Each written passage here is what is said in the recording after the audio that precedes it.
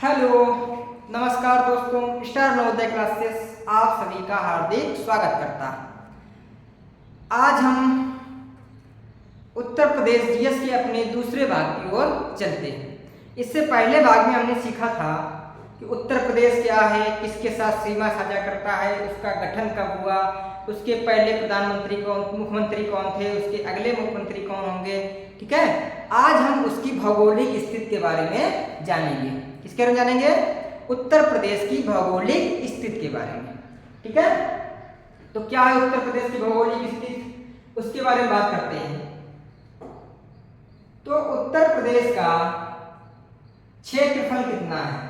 तो उत्तर प्रदेश का क्षेत्रफल है 2,40,928 वर्ग किलोमीटर, जो भारत के क्षेत्रफल का लगभग 7.33% है। आपको पता होगा कि भारत का क्षेत्रफल लगभग 32 लाख के आसपास है।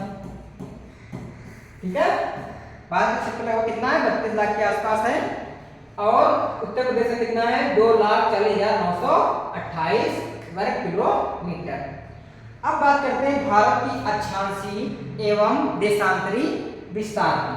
तो उत्तर भारत का जो अक्षांशीय और वो था आपका देशांतरी विस्तार, तो आपको याद ही होगा कि 1 डिग्री 4 मिनट से लेके 37 डिग्री 6 मिनट तक और 68 डिग्री 7 मिनट से लेके 97 डिग्री 25 मिनट तक है।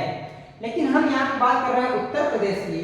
तो उत्तर प्रदेश का अक्षांशीय विस्तार है 23 डिग्री 52 मिनट उत्तरी अक्षांश से लेकर 30 डिग्री 28 मिनट उत्तरी अक्षांश तक। उत्तर प्रदेश का अक्षांशीय विस्तार जो है वो 23 डिग्री 52 मिनट से उत्तरी अक्षांश से 30 डिग्री 28 मिनट उत्तरी अक्षांश तक है। अब इसके देशांतरी विस्तार की बात करते हैं। तो देशांतरी विस्तार 77 डिग्री 3 मिनट से लेकर पूर्वी से लेकर 84 डिग्री 39 मिनट पूर्वी देशांतर तक दिया है। ठीक है, तो भारत का अक्षांशीय और देशांतरी विस्तार आपको अलग से याद करना है और उत्तर प्रदेश का आपको अलग से याद करना है। जो हमने आपको टॉपिक दिया है या जो टॉपिक हम आपको लेके चल रहे हैं उसका मेन मकसद है पुलिस का पेपर। तो पुलिस का पेपर चूंकि उत्तर प्रदेश पुलिस की बात की जा रही है, तो उत्तर प्रदेश की डाटा आपको ज्यादा से ज्यादा याद रखना पड़ेगा। इसके बाद हम चलते हैं उत्तर राज्य के पूर्व से पश्चिम तक की लंबाई कितनी है। ठीक है, तो कितनी है? 650 किलोमीटर पूर्व से पश्चिम तक। ऐसी लंबाई कितनी है? 650 किलोमीटर। और उत्तर से दक्षिण मतलब ऐसी लंबाई कितनी है? 240 किलोमीटर। और ऐसी कितनी है? 650 किलोमीटर। ठीक है, इसके बाद है प्रदेश से सटे राज्यों की संख्या। तो 9, 8 राज्य और 1 संघ राज्य क्षेत्र। 8 राज्य की बात हम ऊपर कर चुके हैं। और संघ राज्य क्षेत्र कौन सा है आपका? दिल्ली। कौन सा है? दिल्ली। ठीक है, सोनभद्र से सटे राज्यों की संख्या में नक्शे में बात की थी 4, मध्य प्रदेश, छत्तीसगढ़, झारखंड और बिहार सर्वाधिक भी है।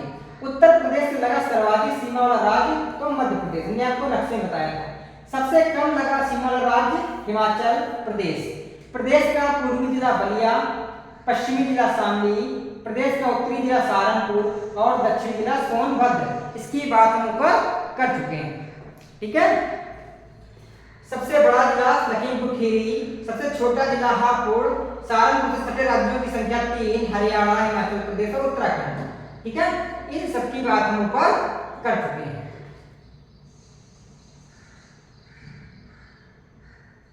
इसके बाद बात करते हैं प्रदेश में कृषि जलवायु क्षेत्र। तो कितने हैं? 9।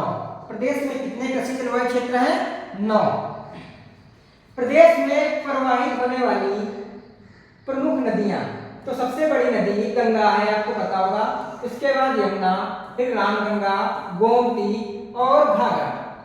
ठीक है, ये प्रमुख नदियां। लेकिन उसमें भी सबसे प्रमुख नदी जो आपकी है वो कौन सी है? गंगा। ठीक है, और कौन सी है? गोमती। गोमती इसलिए है क्योंकि इसका उद्गम भी कहां पे होता है? इसका उद्गम भी उत्तर प्रदेश में ही होता है। ठीक है, इसलिए ये इंपॉर्टेंट है। फिर प्रदेश की सबसे बड़ी नहर प्रणाली तो शारदा नहर, और प्रदेश से 3 तरफ से घिरा उत्तर प्रदेश का जिला तो ललितपुर। हमने आपको मैप में दिखाया था कि ललितपुर बिल्कुल लटका हुआ है। फिर भौगोलिक सीमा की बात करते हैं, उत्तर प्रदेश की भौगोलिक सीमा।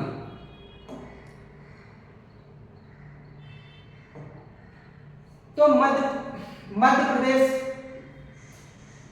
प्रदेश से आपको 11 जिले मिलेंगे। मध्य प्रदेश से कितने जिले सटे हुए हैं आपके? 11। कौन कौन सा? आगरा, इटावा, जालौन, झांसी, ललितपुर, महोबा, बांदा, चित्रकूट, प्रयागराज, मिर्जापुर और सोनभद्र। सबसे ज्यादा जिलों से संपर्क रखता है कौन?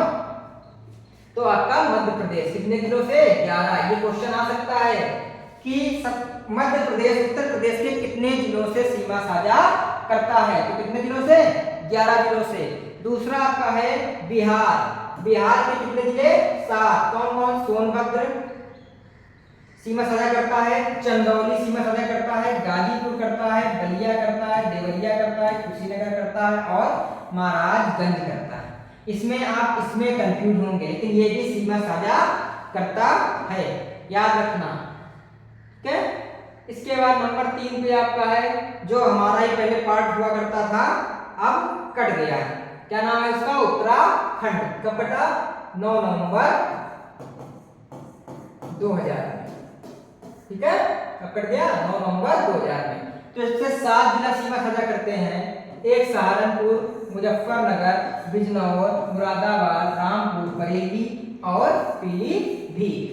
फिर इसके हरियाणा की बात करते हैं। हरियाणा से 6 जिले सहारनपुर, शामली, बागपत, गौतम बुद्ध नगर, अलीगढ़ और मथुरा। फिर दिल्ली एनसीआर की बात करते हैं तो 3 जिले बागपत, गाजियाबाद और गौतम बुद्ध नगर। राजस्थान की बात करते हैं तो 2 ही जिले आगरा एवं मथुरा। छत्तीसगढ़ से 1 ही जिला सोनभद्र, झारखंड से 1 जिला सोनभद्र, मध्य प्रदेश से जिला सहारनपुर। ठीक है। इसके बाद हमने नेपाल से कुछ जिले बताए थे। नेपाल से आपको 7 जिले बताए गए थे। महाराजगंज, सिद्धार्थनगर, बलरामपुर, श्रावस्ती, बहराइच, लखीमपुर खीरी और पीलीभीत। ये 7 जिले आपके नेपाल से सीमा साझा करते हैं। ठीक है। अब क्वेश्चन को थोड़ा सा घुमा दिया। अगर उसने क्वेश्चन थोड़ा कठिन बनाने की कोशिश की तो वो ऐसे पूछ सकता है कि मध्य प्रदेश के कौन से जिले उत्तर प्रदेश को साझा करते हैं? तो मध्य प्रदेश के 13 जिले मुरैना, भिंड, दतिया, शिवपुरी, अशोकनगर, सागर, टीकमगढ़, निवाड़ी, छतरपुर, पन्ना, सतना, रीवा, सिंगरौली, ये मध्य प्रदेश के जिले हैं, लेकिन उत्तर प्रदेश की सीमा को साझा करते हैं। दूसरा बिहार। बिहार के 8 जिले कौन कौन? पश्चिमी चंपारण, गोपालगंज, सिवान, सारण, भोजपुर, बक्सर, कैमूर, रोहतास। ये किसको साझा करते हैं? ये भी उत्तर प्रदेश के साथ सीमा साझा करते हैं। हरियाणा के 7 जिले यमुनानगर, करनाल, पानीपत, सोनीपत, फरीदाबाद, पलवल, नूह, जिसे हम मेवात कहते हैं। उत्तराखंड के 5 जिले देहरादून, हरिद्वार, पौड़ी, नैनीताल, उधम सिंह नगर। ये 2 इंपॉर्टेंट है। राजस्थान के 2 जिले भरतपुर और धौलपुर। ठीक है। कौन कौन से? भरतपुर और धौलपुर। इसके छत्तीसगढ़ चलते हैं तो छत्तीसगढ़ का एकमात्र जिला कहता है बलरामपुर, झारखंड का एक जिला गढ़वा और हिमाचल प्रदेश का एक जिला सिरमौर। ठीक है। अब बात करते हैं उत्तर प्रदेश के प्रमुख संस्थान। इसमें से एक क्वेश्चन तो आपका बना बनाया पका पकाया हमेशा ही आता है। तो क्या है क्वेश्चन, उसकी बात कर लेते हैं। पहला, Indian Institute of Sugar Cane, किसकी बात कर रहा है? Sugar cane. तो ये लखनऊ, शुगर केन मतलब गन्ना। गन्ना का कहाँ पे? आपका लखनऊ में। और चीनी का कहाँ है? तो चीनी वाले भाई साहब है कानपुर में। कहाँ पे है? कानपुर में। कंफ्यूज नहीं होना, शुगर इंस्टीट्यूट कहाँ पे है? कानपुर, लेकिन गन्ना इंस्टीट्यूट कहाँ पे है? लखनऊ। सेंट्रल इंस्टीट्यूट फॉर सब ट्रॉपिकल हार्टिकल्चर, तो ये भी कहाँ है? लखनऊ में। नेशनल शुगर इंस्टीट्यूट ने आपको बताया कहाँ पे है? कानपुर में। भारतीय दलहन अनुसंधान संस्थान कहाँ पे है? कानपुर में। इंडियन इंस्टीट्यूट ऑफ टेक्नोलॉजी कहाँ पे है? कानपुर में। लक्ष्मीपत सिंगानिया हृदय रोग संस्थान कहाँ पे है? कानपुर में।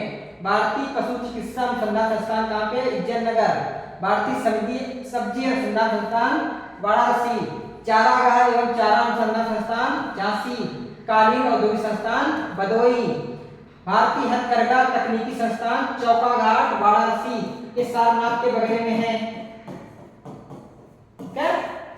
उत्तर प्रदेश कृषि अनुसंधान परिषद लखनऊ। आपदा प्रबंधन लखनऊ। ठीक है। व्यापार सुविधा केंद्र एवं corporate museum Varanasi. Biotechnology park Lucknow, बहुत बार पूछा गया है। ठीक है। बायोटेक्नोलॉजी पार्क लखनऊ, इंपॉर्टेंट लगा सकते हैं इसको। ठीक है। इसके बाद है आपका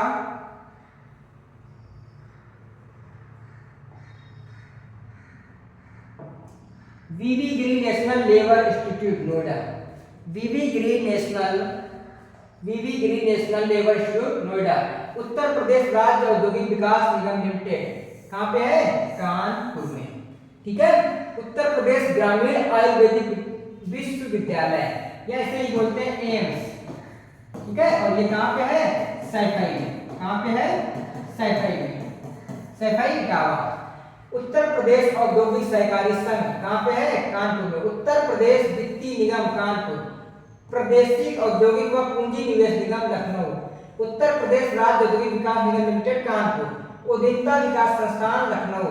सुगंध एवं सुरस विकास केंद्र कन्नौज। इत्र की बात कुछ भी करेगा तो कहाँ पे लगाएंगे? कन्नौज। उत्तर प्रदेश वस्त्र लिखा है, क्या लिखा है? वस्त्र प्रौद्योगिकी संस्थान कानपुर। उत्तर प्रदेश लघु उद्योग निगम लिमिटेड कानपुर। उत्तर प्रदेश निर्यात निगम लिमिटेड लखनऊ। राज्य चरण विकास एवं विपणन निगम लिमिटेड आगरा।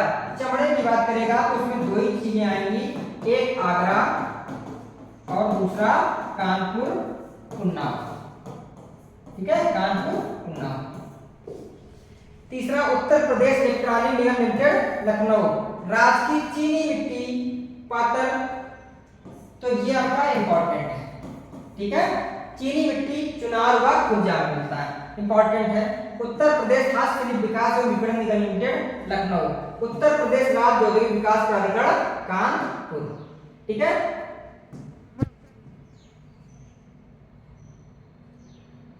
इसके बाद बात करते हैं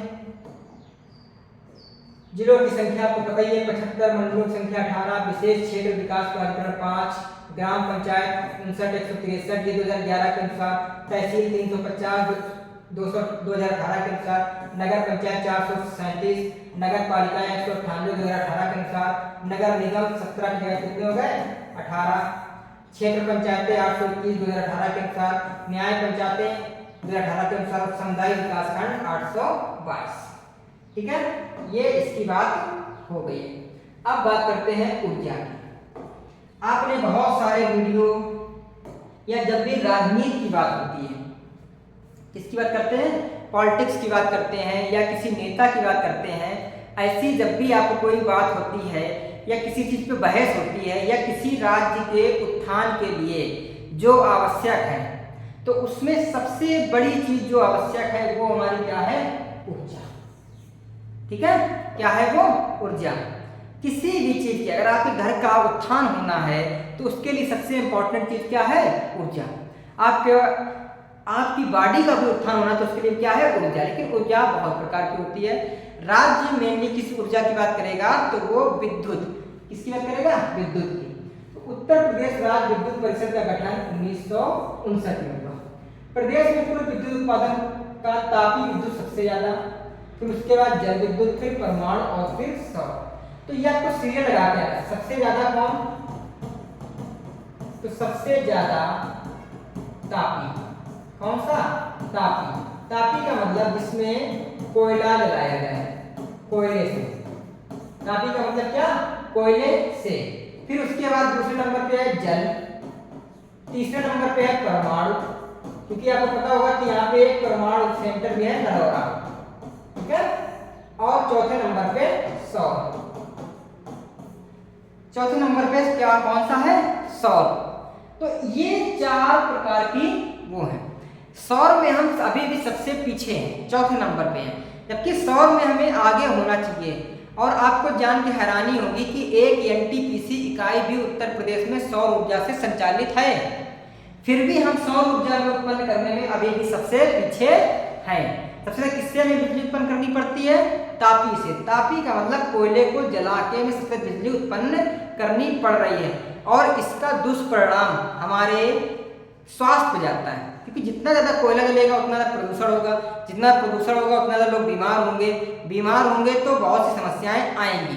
लेकिन हमारी मजबूरी है, क्योंकि इलेक्ट्रिसिटी भी हमारे लिए एक आवश्यक चीज़ बन के रह गई है। ठीक है, तो इसके लिए सबसे ज़्यादा क्या जलाते हैं? कोयला। दूसरा है उत्तर प्रदेश विद्युत नियामक आयोग का गठन कब किया गया? तो विद्युत नियामक आयोग 1998। राज्य में एनटीपीसी की गैस आधारित तापी परियोजनाएं कितनी है? 3। एक औरैया, आंवला और दादरी। ठीक है, ये तीनों को ध्यान रखना है।